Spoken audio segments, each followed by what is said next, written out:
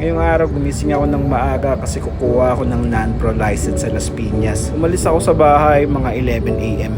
Dito na ako kumuha ng lisensya sa may Las Piñas branch kasi sabi ng isa sa mga tropa ko yung lisensya nila dito ay naka-card na. Bago nga pala ako umalis, sinigurado kong kumpleto ko na yung mga requirements. Yung medical, yung practical driving course, tsaka yung student license. Nakarating ako dito sa may LTO bandang alas 12 na. At sakto, wala masyadong tao. Nag-fill up lang ako ng mga form na binigay ng guard. Naghintay lang ako ng 10 minutes tapos nagbayad na ako 100 sa cashier. Naghintay lang pala ako ng mga nasa 30 minutes tapos tinawag na yung pangalan ko para dun sa mga mag-e-exam. Hindi ko na nga pala na-videohan yung sa loob ng exam room kasi sobrang higpit at bawal yung cellphone. 1 to 60 yung exam, ang passing score ay 48. Sa awa ng Diyos, nakapasa naman.